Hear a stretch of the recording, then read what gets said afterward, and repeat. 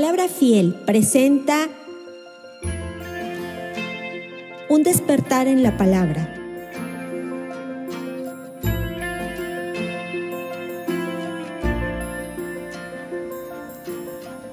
Así es que los temas que ya hemos tratado en la primera carta de Juan, ahora en su segunda carta como que va a resumirlos, va a revisarlos, va a ampliar un poco más sobre las cosas que él ya dijo en un principio. De manera que los detalles quizás podamos economizarlos en vista que ya pasamos 25 lecciones anteriores en su primera carta.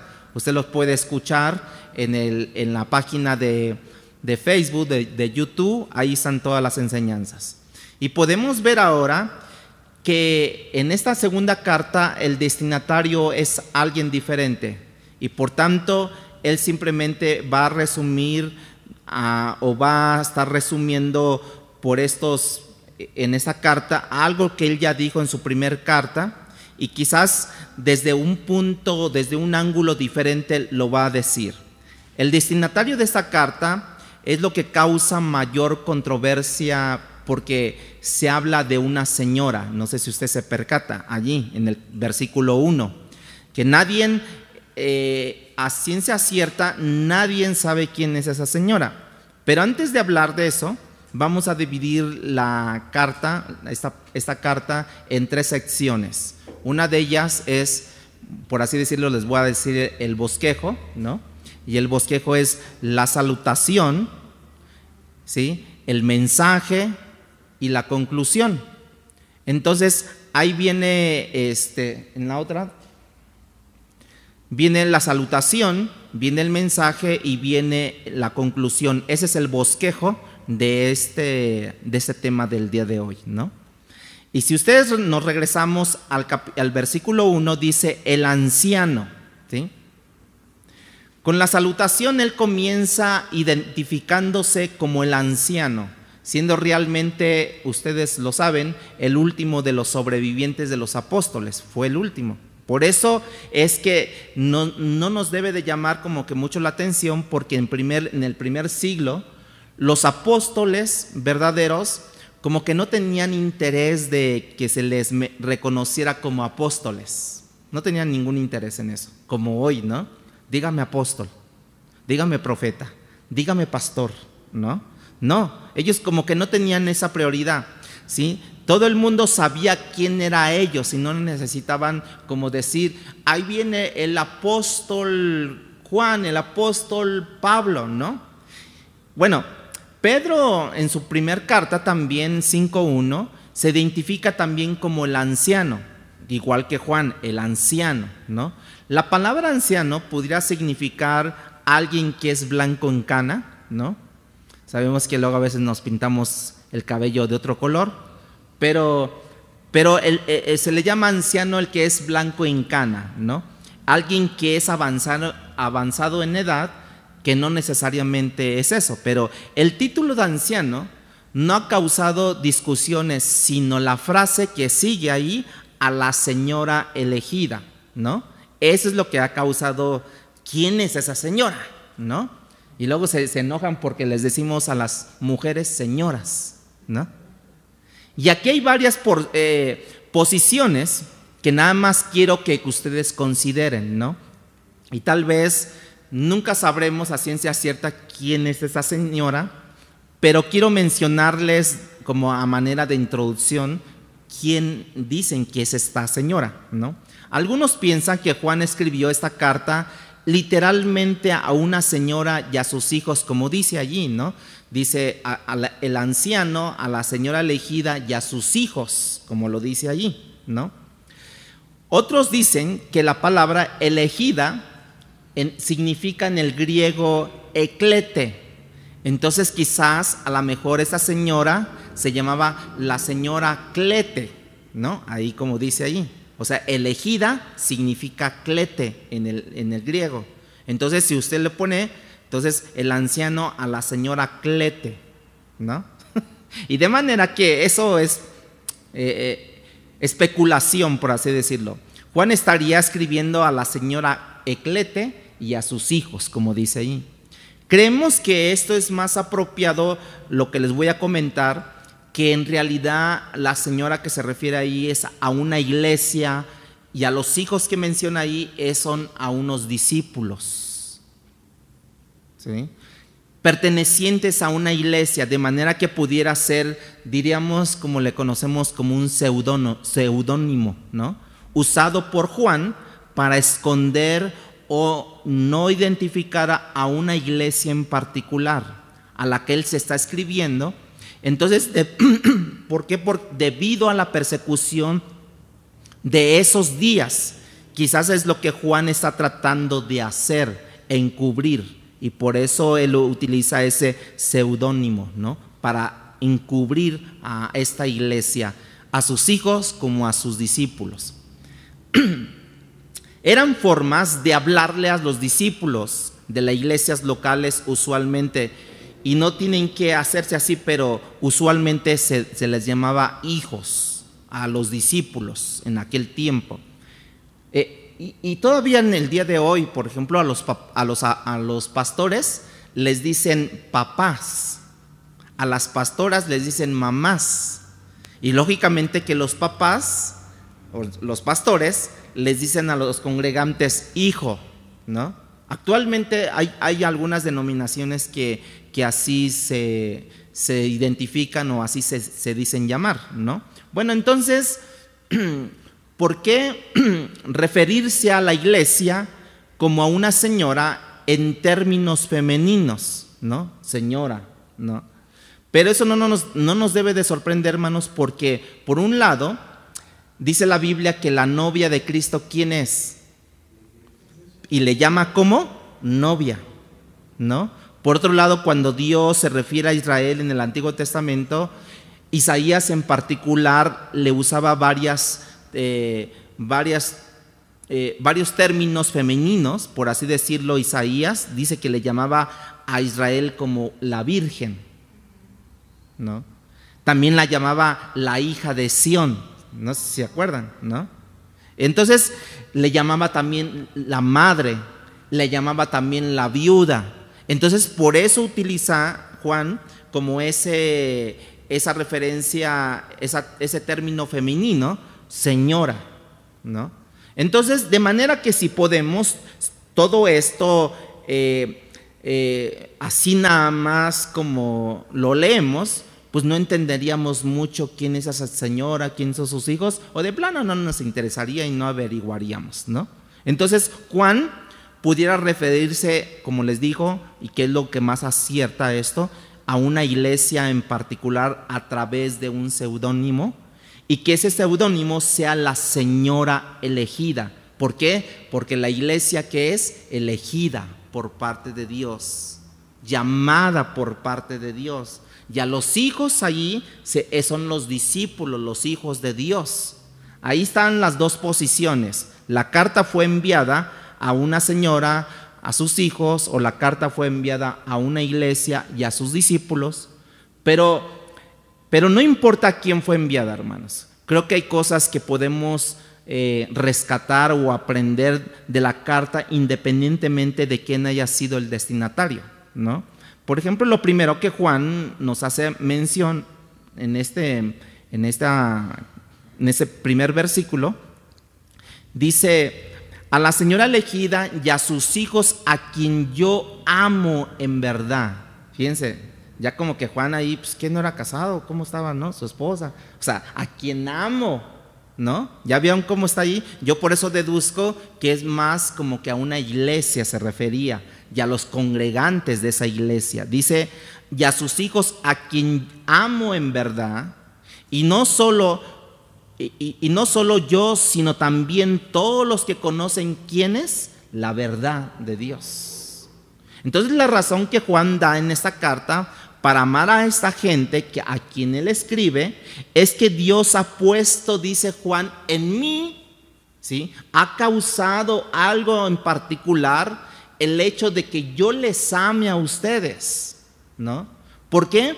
Porque también ustedes han recibido la verdad, como lo dice allí, ¿no? A quien yo amo en la verdad, y no solo yo, sino también todos los que han conocido la verdad, y cuya verdad también hizo que ustedes tengan ahora y vivan y caminen en esa verdad. Y Juan ya nos había dicho algo en su primera carta, ¿no? En 4:8, donde dice: todo el que ama es nacido de Dios y conoce a Dios. Si tú me amas, entonces tú has conocido a Dios, ¿no?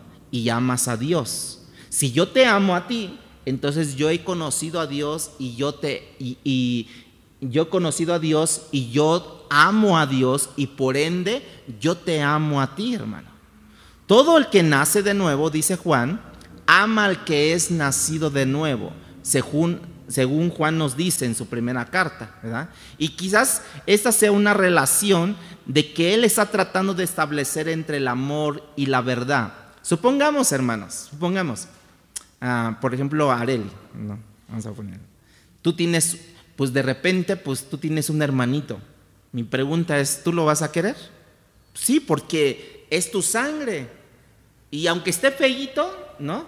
Pues yo lo quiero, ¿no? Aunque esté feíto, yo lo quiero, ¿no? Aunque esté como esté, pero yo lo quiero. ¿Por qué? Porque intrínsecamente yo estoy conectado con esta persona, con este bebé que ha llegado a casa. Ya ven que los hermanitos pequeños, cuando tienen otro hermanito, ¿cómo se ponen esos hermanitos? Celosos. Porque la atención ahora de papá y mamá está sobre ¿quiénes? Sobre el nuevo integrante de la familia. Entonces ahora ese nuevo integrante ocupa la atención de los papás. Y el hermanito más grandecito ya se pone celoso. Yo también quiero estar con ustedes, yo también quiero dormir con ustedes, yo también, ¿no?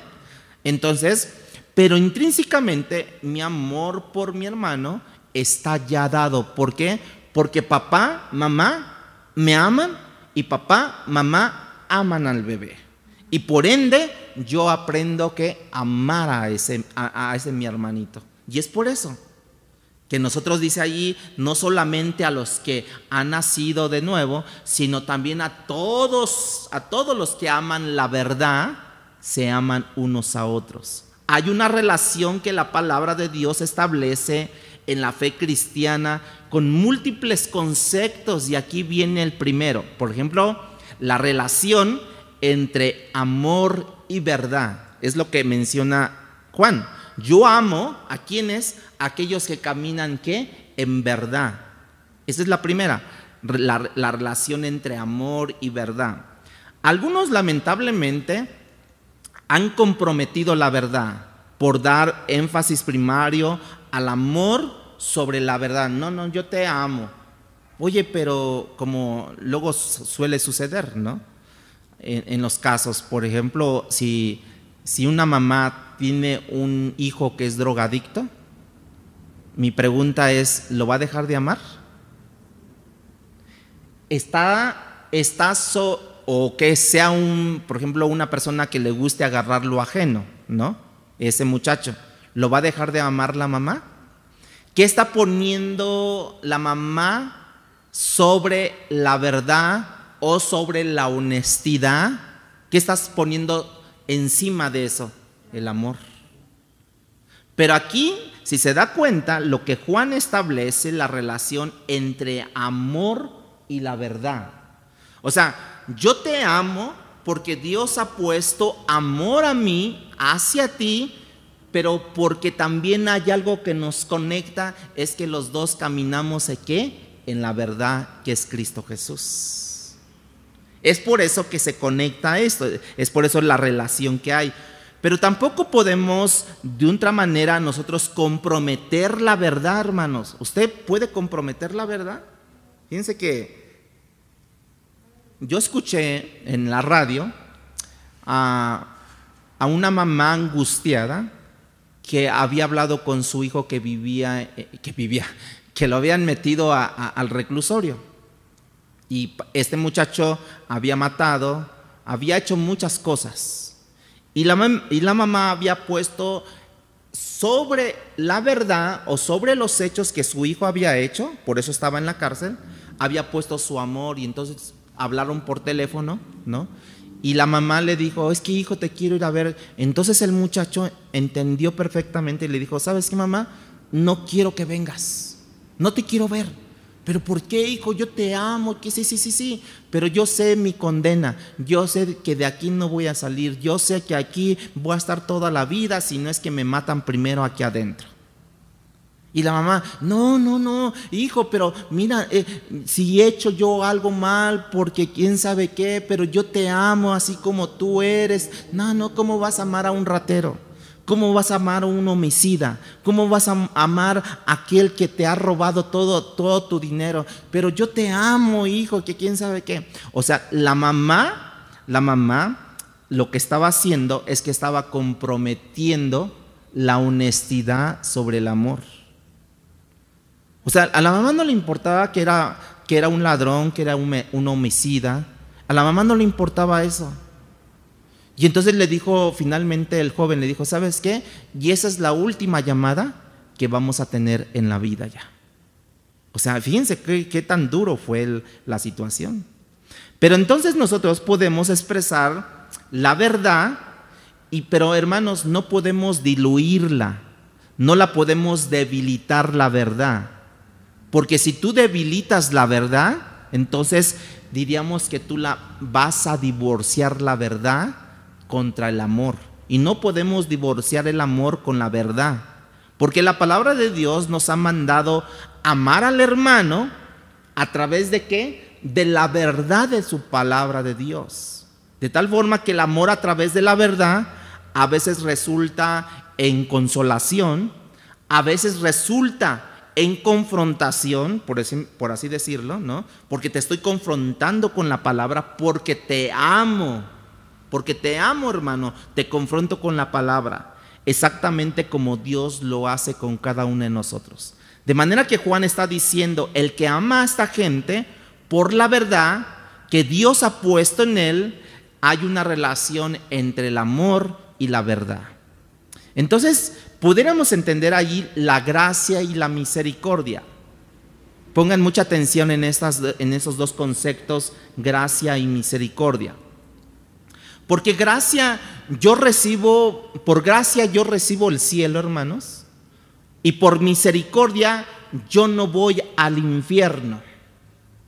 Son dos conceptos de hermandad, ¿sí? Hermandados, por así decirlo, pero no iguales. Por ejemplo, le platicaba a mi esposa ayer, por ejemplo, yo estoy en la cárcel y soy indultado por el presidente, ¿no? Y yo acabo de recibir por parte del presidente misericordia, y entonces me indulta, me saca de la cárcel. ¿Sí? ¿Sí me están agarrando, hermanos? ¿Sí? Me saca de la cárcel, ¿por qué? Por misericordia. ¿Qué yo hice para que él me sacara? Nada, sino porque hay una ley de ser indultado, ¿no? Y entonces me saca de la cárcel el presidente. Esa es misericordia, me perdona y me saca de la cárcel. La gracia, ¿saben cuál es la gracia? Es que ese mismo presidente ahora me invita a trabajar con él. Esa es misericordia. Eso es gracia. Gracia. Entonces, ¿qué es lo que ha hecho contigo misericordia Dios? Es de que Dios te perdonó tus pecados. ¿Qué hiciste tú para que Dios te perdonara tus pecados? Nada, no hicimos nada para que Dios nos perdonara nuestros pecados.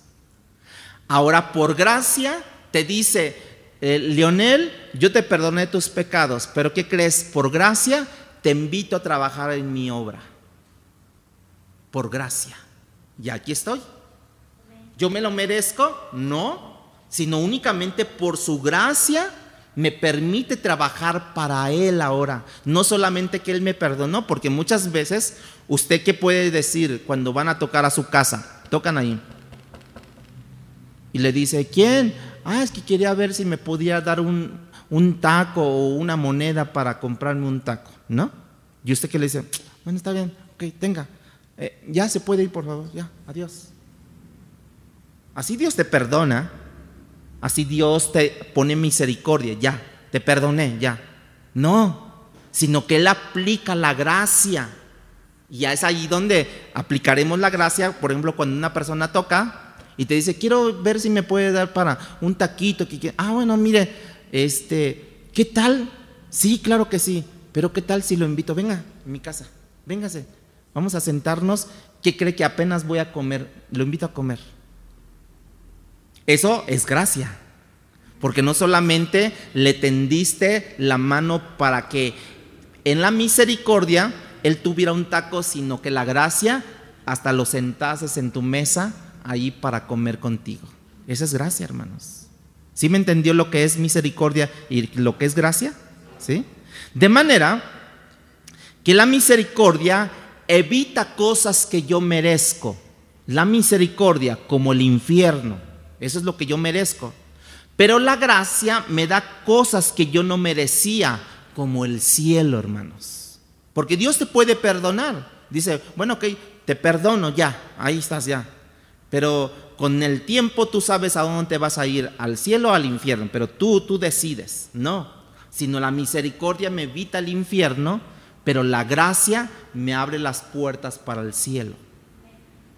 Entonces los ángeles, por ejemplo, los ángeles que no han caído, los ángeles que están con el Señor, ellos han experimentado la gracia de Dios porque están en su presencia, pero ellos no han experimentado la misericordia de Dios. Ellos no tienen misericordia de Dios. Ellos tienen la gracia de Dios porque están con Dios, están experimentando esa gracia, están en el cielo con Dios, pero ellos no han experimentado misericordia porque ellos no han caído y no necesitan perdón de nada, ellos, porque no han caído.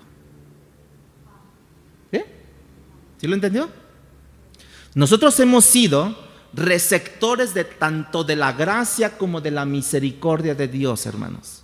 Y eso nos da una idea de que estos dos conceptos, gracia y misericordia, son los que dan resultado en paz en nosotros. Y ahí están los tres términos que Juan entrelaza, por ejemplo, la gracia, la misericordia y la paz. ¿Sí? Porque en el versículo 3 de Primera de Juan capítulo 1, bueno, que nomás tiene un capítulo, ¿verdad? Pero en versículo 3 dice, sea con vosotros gracia, misericordia y ¿dónde? ¿Qué más? Paz. Ya les hablé de gracia, ya les hablé de misericordia y añade Juan la paz de Dios Padre y del Señor Jesucristo, Hijo del Padre, en verdad y en amor. Vean los tres términos que utiliza Juan aquí. Algo que Pablo también hace alusión cuando le escribe a Timoteo. Usualmente las cartas de Pablo comenzaban con gracia y paz a vosotros. Gracia y paz, era una salutación. Pero cuando él escribe a Timoteo le habla también de la gracia, de la misericordia, de la paz de Dios, igual que Juan lo hace en estos momentos, en esta ocasión. De manera que era un saludo más o menos conocido entre ellos a la hora de escribir sus cartas para las iglesias o para una persona en específico. Lo antes dicho era un comentario de la salutación. Ahora vamos al segundo punto del tema del bosquejo, que es el mensaje. Versículo 4.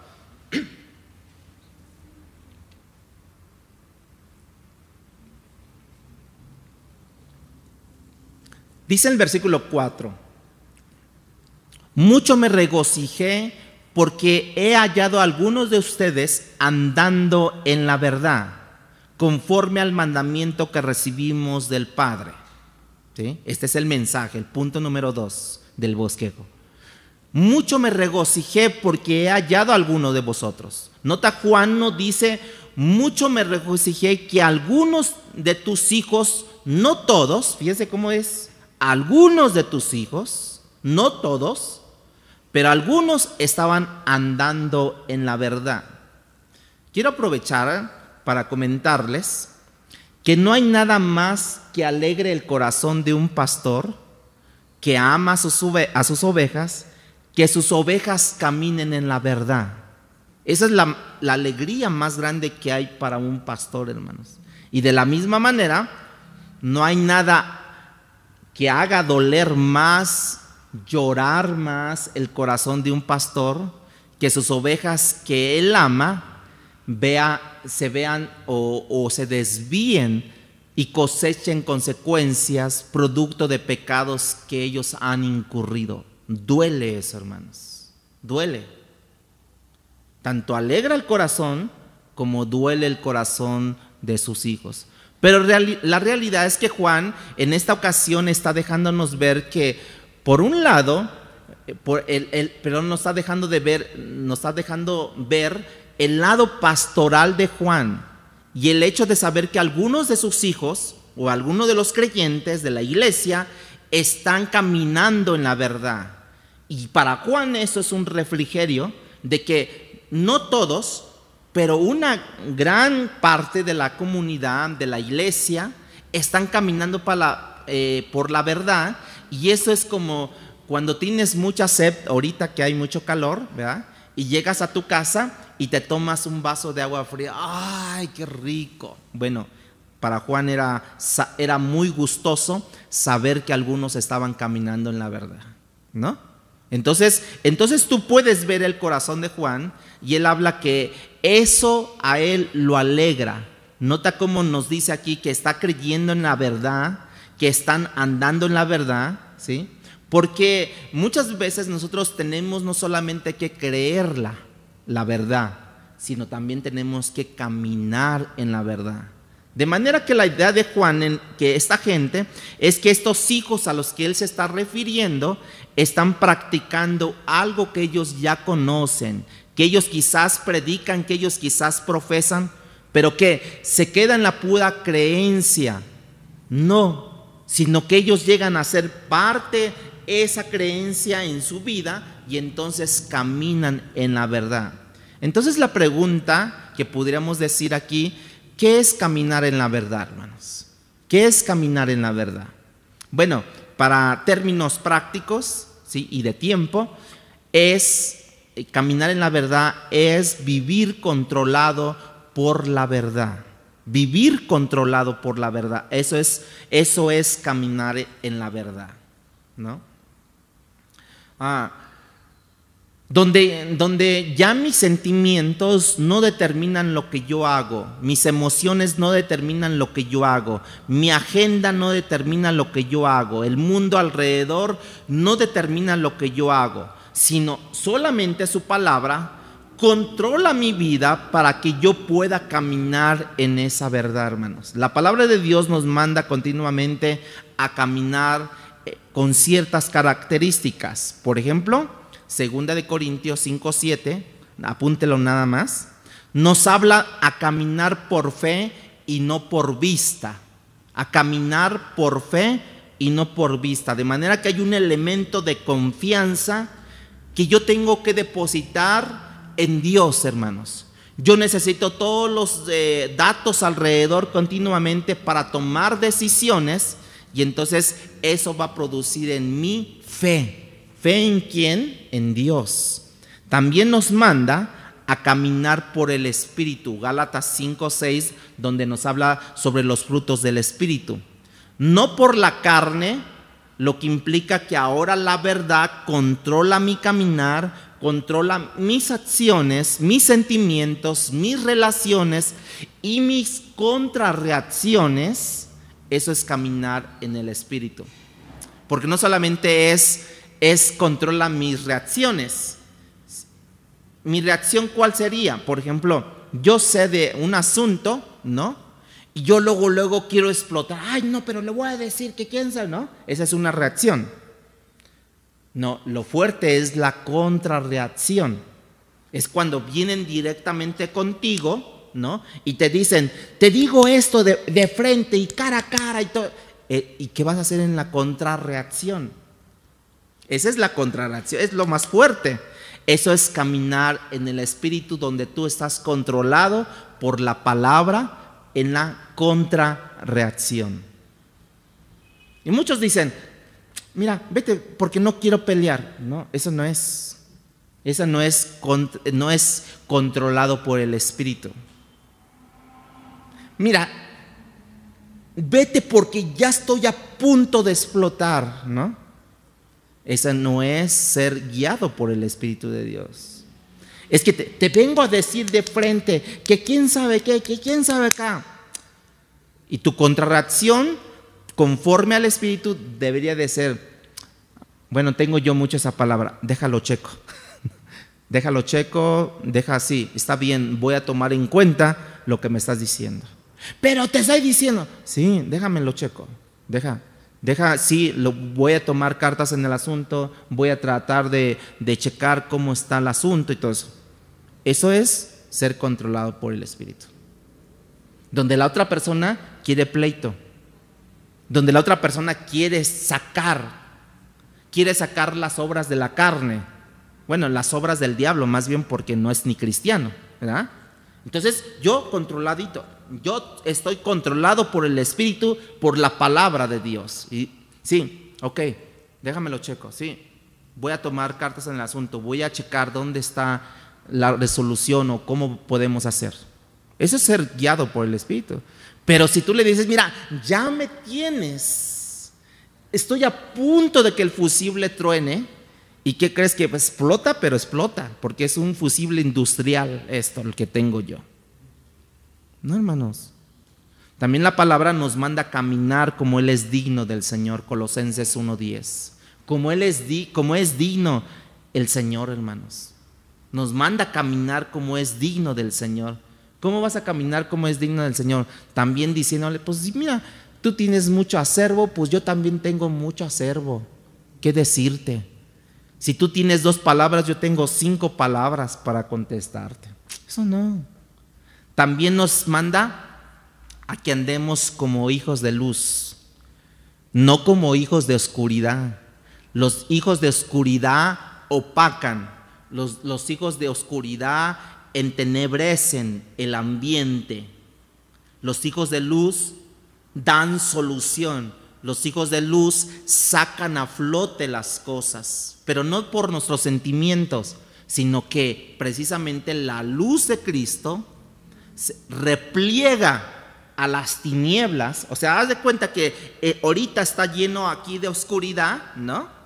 Y entonces de repente empezamos a prender las luces, se empiezan a prender los foquitos esos que están allá, ¿no? Se empieza a prender, pero hay oscuridad todavía en todo el salón, ¿no? Entonces de repente los candiles, entonces de repente las lámparas, ¿y qué está haciendo con las tinieblas? La luz las está replegando, las está ahuyentando la oscuridad. Así debe de ser nuestra vida. Ahuyentar las tinieblas con la luz que hay en nuestra vida y repliega a las tinieblas. No sé si me di a entender, hermanos. Entonces queda claramente distinguido la diferencia entre quiénes son los hijos de luz y quiénes son los hijos de las tinieblas. Andar sabiamente implica, hermanos, conocer esa verdad, pero no solamente es conocer la verdad, sino proyectar esa verdad a la gente, ¿sí? Hasta el punto que ahora encuentre una aplicación a mi vida, en mis problemas, en mi diario vivir y dentro de mi contexto, la iglesia local donde Dios me ha puesto, y allí yo ser luz, hermanos. Lugar donde Dios me ha llevado a vivir, en mi colonia, en mi cuadra, en mi alcaldía, allí me toca vivir y allí yo ser luz en medio de las tinieblas. Entonces yo camino sabiamente conforme al llamado que Dios ha hecho en mi vida, y en ese momento y en ese lugar, entonces yo proyecto la luz de Cristo, hermanos. Y no proyecto la carne. De repente tú llegas a vivir a una nueva colonia, a un nuevo lugar, y ya en poco tiempo, híjole, ¿para qué vinieron a vivir estas personas? Y dice que son cristianos. No, son de lo peorcito. Mira, el esposo le grita a la esposa, la esposa le grita a los hijos, bueno, hasta el perro le grita al esposo, ¿no? No, es un caos totalmente que estamos proyectando, luz o tinieblas allí.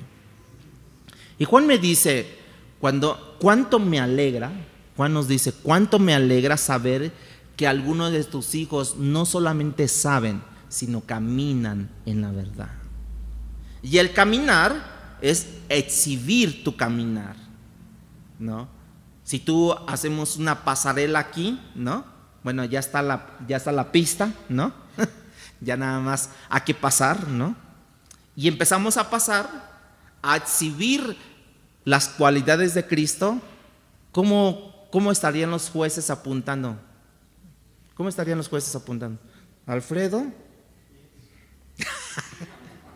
¿Nacho? ¿No? Así se irían los jueces a ver, ¿están exhibiendo el carácter de Cristo?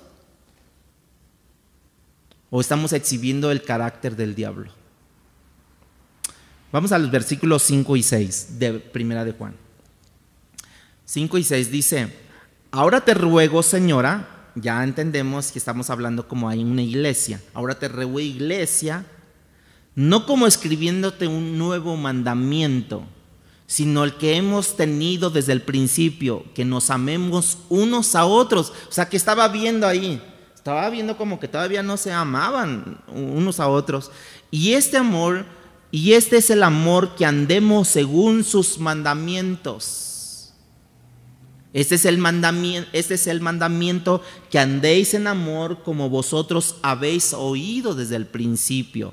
O sea, no era nuevo este mandamiento, sino ya era viejo, pero te recuerdo que debes de amarte unos a otros, ¿no? Juan vuelve a enfatizar el hecho, la necesidad de que tenemos de amarnos unos a otros, hermanos.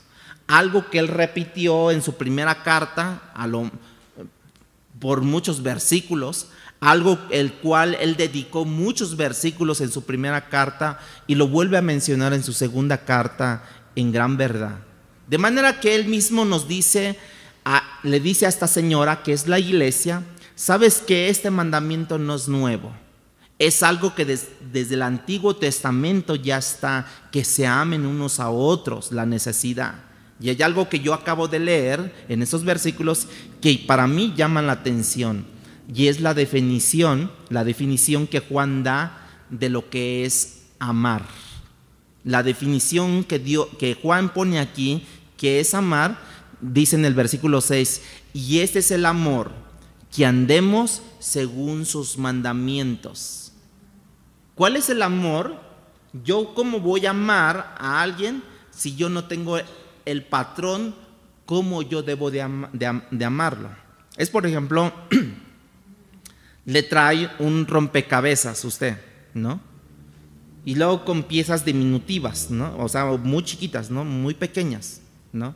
Y se lo dejan ahí y se traen el manual, se traen ¿cómo le llaman? El instructivo, el bosquejo de cómo se arma y cómo va a quedar la figura. ¿Te lo traes tú? A ver que lo arme. No, le va a costar un buen. No vas a ver cómo armar ese rompecabezas. No vas a ver, no tiene ni la idea de cómo es el dibujo. No tiene la idea de nada. Así es lo que pasa. ¿Saben por qué muchos no aman? Porque no conocen los mandamientos de Dios. Y si los conocen, se los pasan por alto. Los pasan por alto los mandamientos de Dios. Y por eso, a la hora de yo aplicar amor hacia mi hermano, no lo doy porque paso por alto los mandamientos de Dios. No, que se rasque solo, a ver que le busque solo, a ver que vea, para que sienta, y que quién sabe qué, bueno, todo lo que ustedes ya saben. Y Dios te dice, no, ¿sabes cuál es el resultado de amar? Es que tú conozcas los mandamientos. Y ahí lo define Juan. No sé si usted últimamente, pregunta es esta, no sé si usted últimamente se ha visto en el espejo espiritual. ¿Se ha visto usted en el espejo espiritual? O sea, por dentro, ¿no? Porque allí diríamos, Dios ve todo lo íntimo de nuestro corazón. Y allí nada se le va a escapar de Dios de la vista, de lo que nosotros hagamos, ¿no? Dios no te dice, ay, estás bien atractivo, hijo. O sea, espiritualmente, me estoy refiriendo, ¿no? Espiritualmente.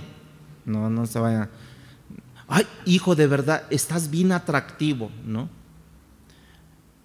Mira, hermanos, Dios no dice nada de eso. Porque nosotros, sin tener ninguna cualidad de ser atractivos, Dios nos amó, hermanos. Incluso nos amó cuando éramos sus enemigos de Él. Porque éramos enemigos de Cristo. Y Él nos amó aún siendo enemigos. Usted ama a su vecino que le tira la ropa, que le avienta agua, que se estaciona en la entrada de su garage. ¿Usted lo ama?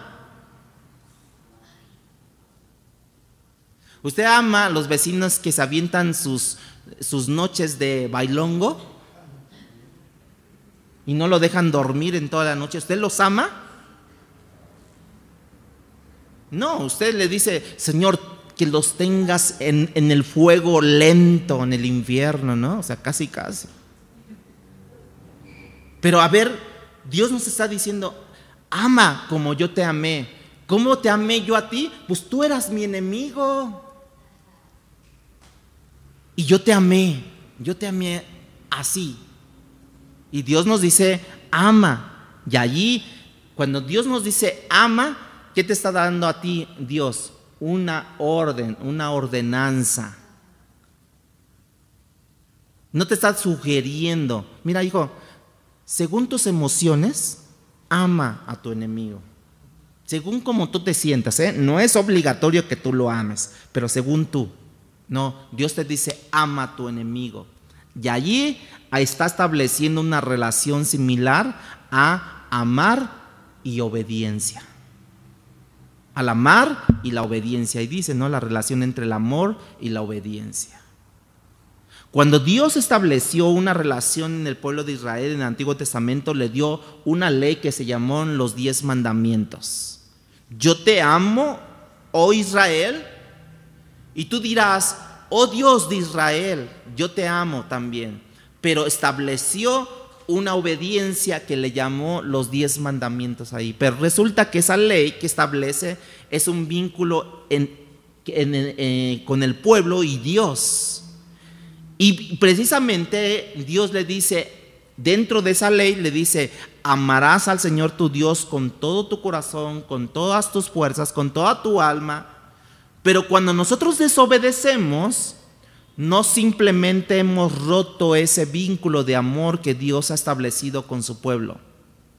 De manera que mi grado de obediencia, hermanos, escuchen esto, mi grado de obediencia a Dios habla de mi grado de madurez del amor hacia Dios. Y mi grado de desobediencia hacia Dios habla del grado de inmadurez de mi obediencia a Dios y mi calidad de ese amor que yo tengo. Ustedes conocen que hay mamás, te amo, hijo, pero no le hace de comer. Te amo, hijo, pero no le provee lo necesario. Te amo. ¿Qué tipo de amor es ese? ¿No? Ya llegué de la escuela, mamá. Ah, sí, prepárate tú de comer porque estoy muy cansada ya, ¿no? Oye, ¿qué hiciste, mamá? Pues barrí nada más la casa, pero tú hazte de comer, ¿no? ¿Ese es un amor? Porque hay amor sacrificial, acuérdense. El amor sacrificial dice, estoy cansado, pero ahorita te hago de comer, hijo, discúlpame porque no me acordé que hoy llegas temprano. Y ahí se pone a cocinar y quién sabe qué hay, toda la cosa. Bueno, ese es mi grado de obediencia y mi calidad de ese amor que yo tengo para con Dios. Porque el amar a tu enemigo no implica un esfuerzo, hermanos. Sí, implica ahora sí quitarte el fusible de tu carne y ponerte el fusible del espíritu ahí, metértelo allí, ahí, ¿no? Quitártelo eso, quitártelo la carne y ponerte el espíritu. Y después Cristo lo dijo, si me amáis, obedece mis mandamientos.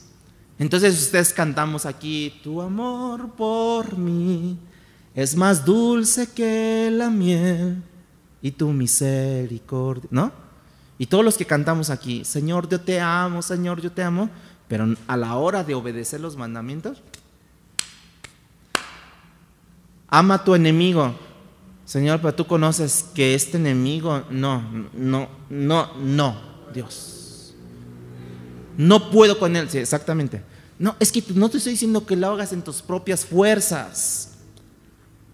Agarra la palabra, toma la palabra, y en la palabra, en el poder del Espíritu, que ahora vive el Espíritu dentro de ti, entonces ama a tu enemigo.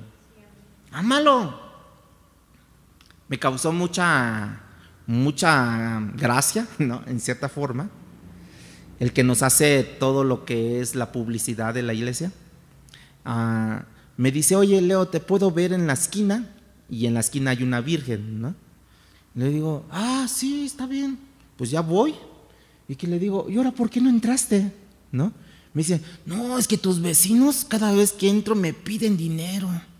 No, pues hay que pagar una cuota por entrar a tu cuadra, dicen. Yo le digo, pero, y sí estaban ahí, y le digo, a ver, vente, vamos, ¿quién es el que te pide dinero, no? Y ahorita le doy unos, ¿no? Y me dice, no, porque no quiero tener problemas, que quién sabe. Me dio mucha risa. Y le digo, mira, a mí también me piden, ¿no? Pero cuando yo tengo, pues yo les doy. Pero cuando no o no quiero darles, porque ustedes saben para qué lo piden, para el vicio nada más, ¿no? O porque cuando dicen, ¿me puede dar para comprarme unos tacos? Va, ahorita pídelos y ahorita los voy a pagar, ¿no? Pero si ellos piden dinero es porque quieren dinero para sus cosas, ¿no? Drogarse y todo eso, ¿no? Entonces no les doy, digo, no, ahorita no. Luego ya cuando, como dicen ahí, saco la carne, ¿no? Entonces le digo, ya ponte a trabajar, ¿no? Haz algo, ¿no? Cuando saco la carne, ¿no? Ponte a trabajar, ¿no? Pero me dio risa pero le digo, ¿y desde cuándo pasa todo esto? No, desde siempre entro corriendo y salgo corriendo. Porque siempre lo extorsionan, ¿no? Para poder entrar a la cuadra, ¿no? Así es que no vayan a la cuadra porque los vayan a asaltar, ¿no? Entonces, hay una relación, hermanos, en lo que yo le estoy comentando. Entre la relación, entre el amor y la obediencia, nosotros tenemos que obedecer. No hay nada mal entendido como el amor o la definición de amar, hermanos, aún a través de la palabra de Dios, cuando tú llegas a 1 Corintios 13, donde dice que el amor lo define en términos de acciones, ¿no? No de emociones, sino de acciones, no de sentimientos, sino de acciones. Cuando me pone Dios que yo sea paciente, ¿eso qué es? Una acción. Cuando Dios me dice que espere, que no sea jactancioso, que no sea arrogante, eso me dice que es una acción. Yo tengo que humillarme y esa es una acción, ¿no? Le dije, oye, pues les puedes decir, mira, no tengo dinero ahorita, ¿no? No tengo, y ya, no pasa nada. No, pero ¿qué tal si me golpean y que quién sabe? Bueno. Entonces, primero tenemos que orar por ti, por el temor. Echa fuera todo el temor, Señor, ¿no? Entonces yo tengo que buscar, hermanos, siempre lo tuyo y no lo mío, en términos de amor, ¿no? Y nosotros empezamos a tener un mejor entendimiento de lo que verdaderamente es amar, que en realidad es accionar en dirección de la verdad, en dirección de Dios, en dirección de los propósitos de Dios, conforme a los mandamientos que Dios ha puesto en mi vida. Ahora Juan pasa de describir brevemente lo que implica amar en relación con la obediencia y pasa a ir a la defensa de esa verdad. Versículos 7 al 11. Vean cómo lo establece la defensa de la verdad. Dice, porque muchos engañadores han salido por el mundo que no confiesan que Jesucristo ha venido en carne. ¿Esos quién eran, hermanos, en ese momento? Los gnósticos, que no creían que Jesús había venido en carne. Quien esto hace es engañador y ¿cómo le llama? Y el anticristo. Juan vuelve a recordar a ese grupo de personas, los gnósticos. Cada generación tiene su propio anticristo, hermanos, con qué luchar. Eso ha sido desde el primer siglo. En aquella ocasión eran los gnósticos. En el día de hoy, el espíritu con el que estamos luchando es el espíritu de relativismo y posmodernismo que estamos luchando en el día de hoy, hermanos. Y eso no va a terminar hasta que Cristo regrese, porque Satanás, conforme a sus maquinaciones de cada siglo, de cada momento, inventa engaños y mentiras, y el cristiano muchas veces cae en esos engaños, hermanos. Por eso es que muchas veces, ahí les voy a decir de un engaño, de una artimaña del diablo. Por ejemplo, hoy tenemos lo que es la tecnología, que es muy buena, ¿verdad? ¿Cuánto había tenido tanta Biblia, no?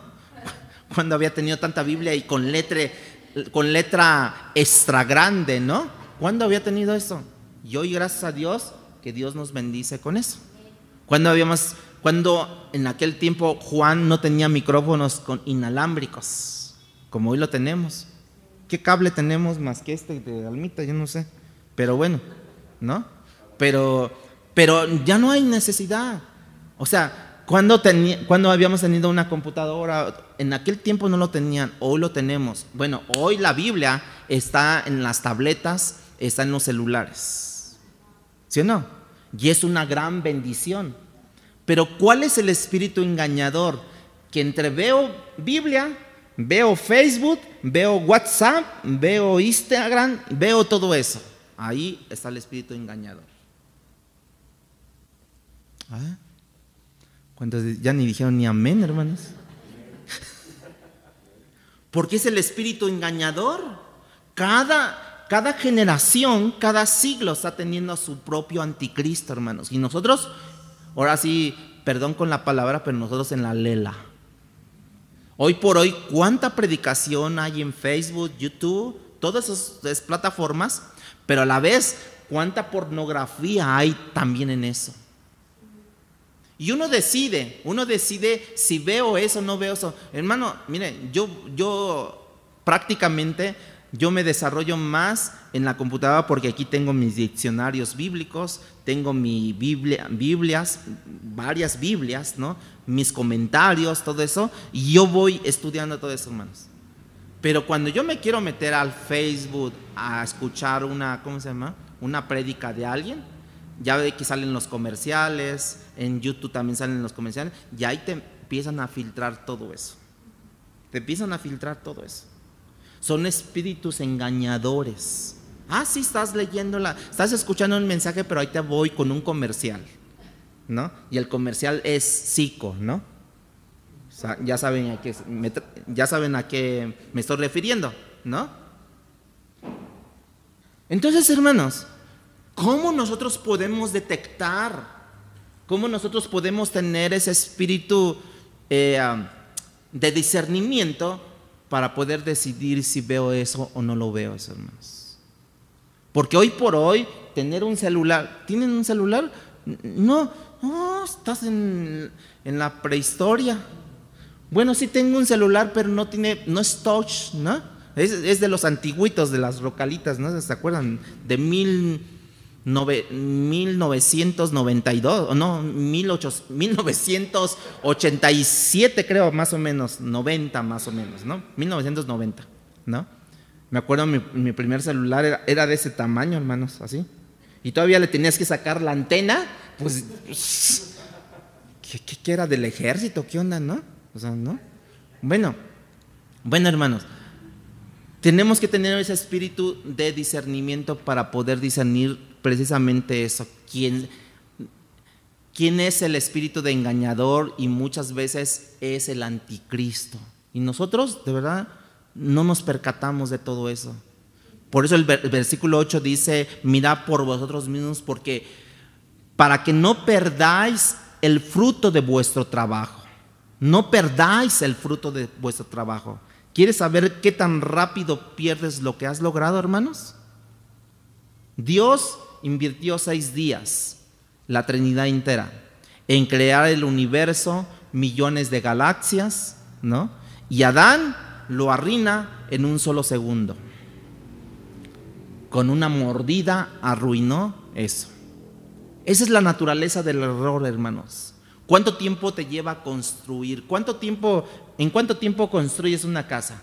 Así, teniendo solvencia de dinero, en 6, 7 meses más o menos. Solvencia de dinero, construyes una casa, ¿no? Bueno, yo he visto casas en segundos derrumbarse, ¿sí o no? Ya sea por un terremoto, ya sea porque está mal construida, la van a derrumbar, le ponen, no sé, dinamita, ¿no? Y la derrumban. ¿Cuánto les costó levantar esa casa a esas personas? Meses. ¿Cuánto tiempo les llevó en derrumbar eso? Segundos. Y ahí lo que dice: mirad por vosotros mismos para que no perdáis el fruto de vuestro trabajo, sino que recibáis galardón completo. Por eso es que nosotros tenemos que estar enteramente agarrados, cimentados en la roca que es la palabra, en la roca que es Cristo, que es la palabra, el verbo encarnado. Debemos estar agarrados allí y no debemos estar agarrados en la arena movediza, ¿no? Que se está moviendo, que se derrumba y toda la cosa, sino en la roca que es Cristo, donde dice: vendrán vientos, huracanes, tormentas, mas tu casa permanecerá porque está en la roca que es Cristo Jesús, hermanos. Pablo llama a la iglesia columna, fíjense cómo la llama la iglesia, columna y baluarte de la verdad. La columna, escuchen esto, la columna hace alusión a un sostén, un soporte. Baluarte hace alusión a una protección. De esa misma manera, la iglesia necesita ser sostenida la verdad y proteger la verdad de Cristo. Necesita la iglesia sostener la verdad y proteger la verdad. Columna y baluarte es la iglesia, hermanos. Entonces, esa es la razón por la que miles de millones de personas han dado su vida por defender la verdad que es Cristo Jesús. Esa es la razón por la que Juan dice que debemos de contender ardientemente por la verdad. Nota la palabra contender, ardientemente por la verdad. Porque si no lo hacemos como otras generaciones anteriores lo han hecho, hermanos, si no lo hacemos así, entonces se va a desplomar esto. Si mis generaciones anteriores lucharon por propagar el evangelio de Dios, yo tengo que seguir luchando por propagar el evangelio de Dios. Si no, esto se va a extinguir, el evangelio de Dios. ¿Quieren que se extinga el evangelio de Dios? Bueno, muchas veces, si tú no lo haces, otros lo harán. Y si dice la Biblia, y si no lo hacen nosotros, bueno, las piedras hablarán. Ahí está. Satanás mantiene un ataque campal en contra de la obra de Dios y tiene mucho tiempo haciendo eso, hermanos. Cuando nosotros vamos los sábados a predicar aquí al Camellón, estamos haciendo una guerra, hermanos. Y luego más Nacho con su megáfono, ¿no? Ya tenemos otro, ¿no? Entonces ya una almita y otra Nacho, ¿no? Y Cristo vive, Cristo reina, ¿no? O sea, ahí, y por cierto, los que no han podido ir, pues aplíquense para que vayan. ¿Por qué? Porque es una guerra campal, hermanos, que estamos haciendo una lucha. Bueno, yo no quiero que lleven sus armas, ¿no? O sea, que lleven su cuchillo, ¿cómo se llama? Su machete, ¿cómo se llaman esas cosas? El que tornilla. Desarmador y toda la cosa. No, hermanos, tranquilos. Lleven la palabra de Dios, llevemos volantes, llevemos Biblias, y eso es lo que hacemos guerras, y nuestra voz para cantar, para alabar. Fíjense, allí hasta la gente luego a veces que es cristiana, Dios les bendiga, ¿no? Nos dicen así. Y por qué no te unes, ¿no? Para que hagamos más equipo, ¿no? Versículo 9, cualquiera que se extravía y no persevera en la doctrina de Cristo no tiene a Dios. El que persevera en la doctrina de Cristo, ese tiene al Padre y también al Hijo. Cristo sigue siendo la piedra angular, hermano. Él no tiene al Hijo haciendo nada. Él sigue siendo la piedra angular, Cristo. Lamentablemente Satanás ha tratado de derrumbar, derrocar, destruir, no a Cristo, porque ya no lo pudo hacer con Cristo, ¿no? Sino las enseñanzas desde el primer día, hermanos. Desde Génesis 3:15, desde que Satanás oyó a decir que su descendencia, la mujer le dijo, ¿no?, le herirá en la cabeza a la serpiente. Desde ese momento Satanás ha trabajado para destruir los planes de Dios. Entonces, cuando Cristo nace, Él trató de destruirlo. ¿Se acuerdan que cuántos miles de niños fueron muertos menores de 2 años por Herodes, ¿no? Bueno, después en el desierto, ¿no? Si tú me adoras, te daré todos estos reinos, te daré todo lo que tú quieres, ¿no? Te daré fama, te daré dinero, te daré posición, te daré todo, ¿no? Y no pudo contra él. Y por eso ahora, precisamente, quiere hacer que sus enseñanzas de Cristo, la palabra de Cristo, sea aplastada. Pero nosotros determinamos también si es aplastada o no. Si usted se propone a ir a evangelizar con nosotros los sábados a las 4:30 de la tarde, a predicar la palabra de Dios, no va a poder, hermanos. Y si usted se queda en su casa, diga, ay, sí pudo conmigo, ¿no? Puede decir eso. Pero si vino, hermanos, es que no pudo contra mí, Dios. Porque no lo hacemos en nuestras fuerzas. Lo hacemos en el nombre de Cristo. Pero Cristo murió por nuestros pecados, nos ha perdonado, resucitó y está hoy a la diestra del Padre intercediendo por nosotros, ¿no? Ayudándonos a que precisamente sus enseñanzas sean expandibles. Hermanos, y es allí donde voy para allá mi final. De manera que la idea de destruir, de debilitar, hacer derrumbar las enseñanzas de Cristo, hermanos, eso ha tratado Juan de explicarnos, que él está consciente de que esas cosas son letales, son mortales, las malas enseñanzas, ¿no? Y por eso dice en el versículo 10, si alguno viene a vosotros y no trae esta doctrina, ¿qué doctrina? La doctrina de Cristo. No le recibáis en casa, ni le digáis bienvenido, porque el que le dice bienvenido participa de sus malas obras. Pareciera que Juan está diciendo que no nos juntemos con incrédulos. No se está refiriendo Juan a eso, ¿no? Bueno, tenemos que poner las cosas en su contexto.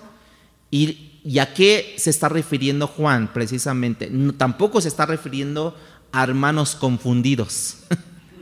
Hermanos que no entienden mucho la palabra. No, tampoco se está refiriendo a eso. Número 1, él se está refiriendo a lobos vestidos de ovejas, que les llama Juan engañadores. La palabra engañador en el griego es la palabra planos, de donde viene la palabra planeta. Y los planetas implican que están errando en la galaxia, ¿no? Como planetas errantes en el espacio, por así decirlo. Bueno, esta gente iba errante por el camino, iban y se hospedaban en casas, ¿no? Y causaban graves daños. En aquel tiempo se daba mucho eso por los nómadas, ¿no? Se daba mucho que andaban errantes. Entonces, era una ley que tenían en aquel tiempo, de que tú le podías dar hospedaje a la gente, ¿no? Porque andaba errante en esos tiempos. Le dijeron, no, sí, pues quédate aquí, no pasa nada. Pero ya veían 2-3 días que ahí estaba la gente y no se iban. Y cuando ya se daban cuenta, esta gente ya les estaba permeando la mente, los andaba confundiendo. Y por eso Juan, en el contexto, dice, si vienen estas personas, no le reciban, es más, ni le saluden. Porque si ustedes le dan la bienvenida, se hacen partícipes ¿de qué? De lo que les va a causar a ellos a ustedes. Los van a confundir y van a perder la palabra. van a seguir a otros dioses. Eso es lo que provocaban los errantes en aquel tiempo. Número 2, Juan estaba teniendo en cuenta que estas personas creían cosas distintas, creían cosas distintas, que estaban teniendo problema con personas que precisamente estaban rechazando la encarnación de Cristo, ¿no? Que es precisamente querían debilitar lo que Pablo estaba diciendo, que la iglesia es columna, ¿no? Y baluarte de la verdad. Y a esta columna vertebral precisamente de la fe cristiana, precisamente estaban queriendo derrocar estas personas. Por eso les dijo: ni los recibáis, ni les digáis bienvenido extranjero. No, porque te haces partícipe de eso.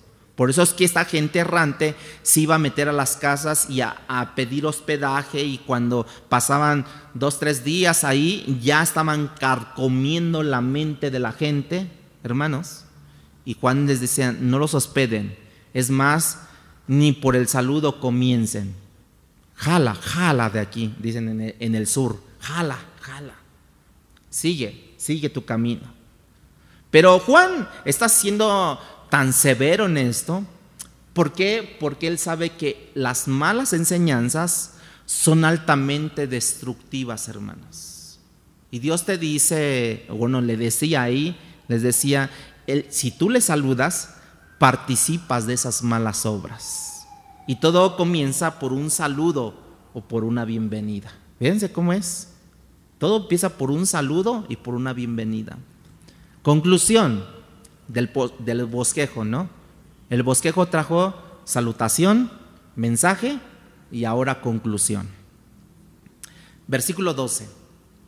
Tengo muchas cosas que escribiros, dice Juan, pero no he querido hacerlo por medio de papel y tinta, pues espero ir a vosotros y hablar cara a cara para que nuestro gozo sea cumplido. Juan está diciendo acerca de esto: yo tengo muchas cosas que decir, pero el papel y la tinta, como que en esos momentos no es el mejor mecanismo para hacerlo. Quiero hablar con ustedes otras verdades, pero quiero que vuestro gozo pueda ser más que el que tengo ahora, porque veo que algunos de ustedes han seguido correctamente la palabra. Pero quiero ir a vosotros ustedes, para que vuestro gozo sea cumplido. De manera que Juan está estableciendo una relación entre verdad y gozo. Juan está estableciendo en esa conclusión la verdad y el gozo. Yo quiero ir a compartir estas verdades para que vuestro gozo sea completo. Mientras más conozco la verdad de Dios, hermanos, más gozo se supone que yo debo de tener. ¿Sí o no, hermanos?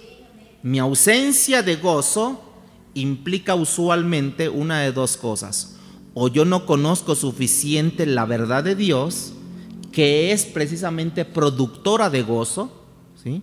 O la verdad que yo conozco, yo no la entiendo suficiente. Por eso es que no me gozo. ¿Cuántos están gozosos, hermanos, en esta hora? ¿Cuántos están gozosos, hermanos? Amén. ¿No? Pero si hay algo que nosotros sabemos, es que la verdad de Dios entendida correctamente, hermanos, produce en nosotros gozo, porque es productora de gozo la palabra del Señor. Y ese es el testimonio de Jeremías cuando él escribe en 15:16, anótenlo nada más.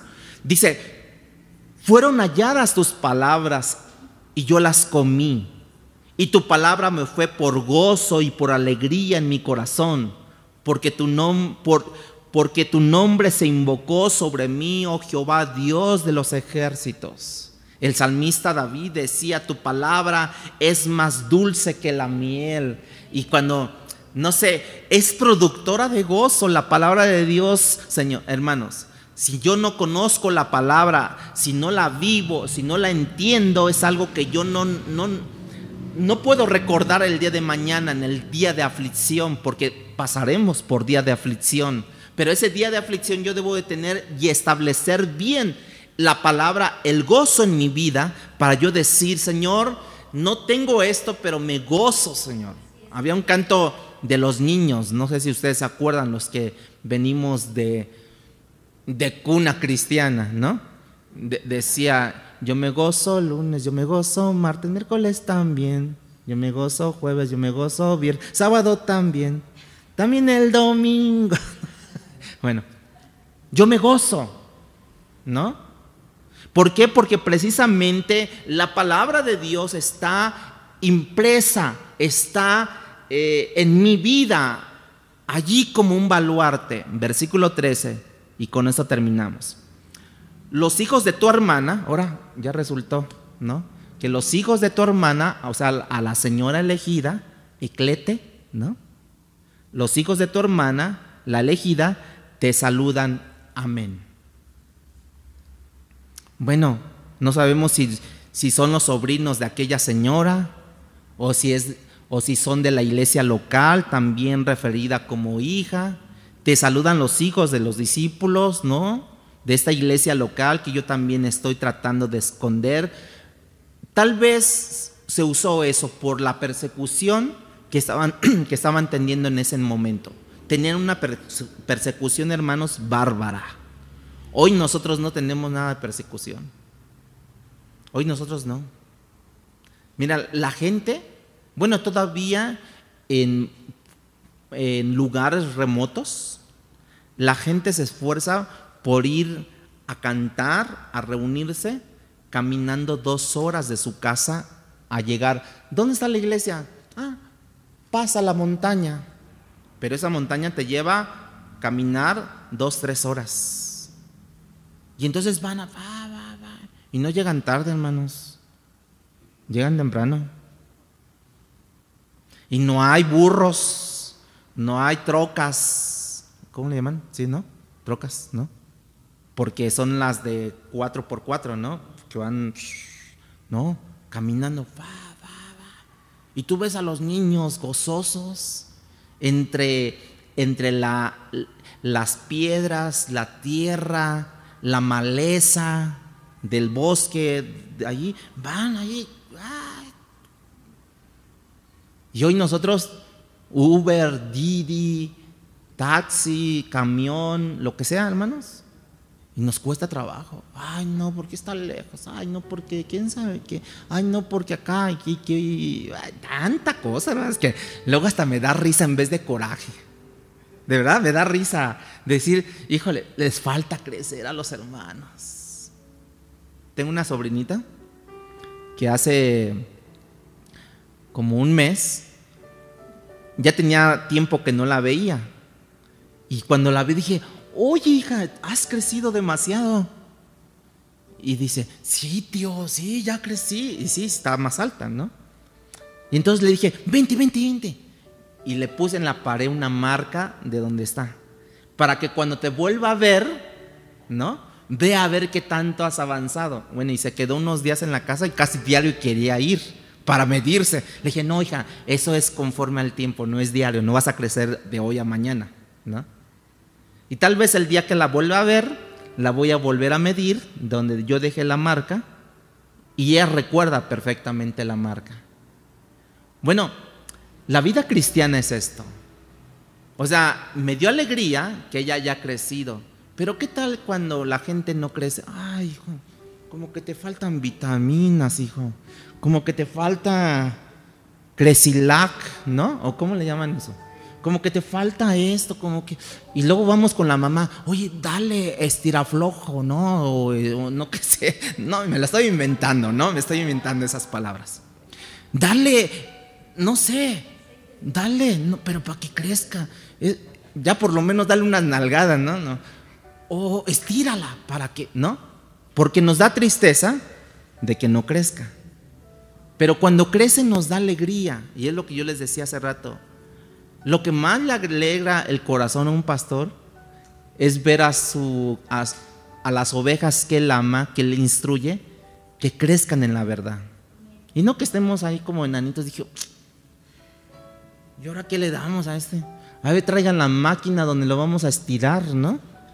Para que, pues, crezca algo, ¿no? La realidad es que Juan ha establecido en esta enseñanza relaciones que yo debo de enfatizar al final del mensaje. Hay una relación entre la verdad y amor. Hay una relación entre amor y la obediencia. Y hay otra relación, la verdad y el gozo. Y Juan establece estas tres relaciones en esta carta y te das cuenta lo preciado que es caminar en la verdad, hermanos. Porque todo va en relación a la verdad. Vivir en la verdad, permanecer en la verdad, lo cuidadoso que Dios ha tenido para con nosotros, pero también lo severo que Él condena o que Él tacha el error, hermanos, que destruye la palabra y el caminar de sus hijos. Permanezcamos en la verdad, que ese fue el título de esta mañana. Dios les bendiga. Pónganse de pie. Palabra Fiel presentó Un despertar en la palabra. No olvides buscarnos en Facebook y YouTube como Iglesia Palabra Fiel CDMX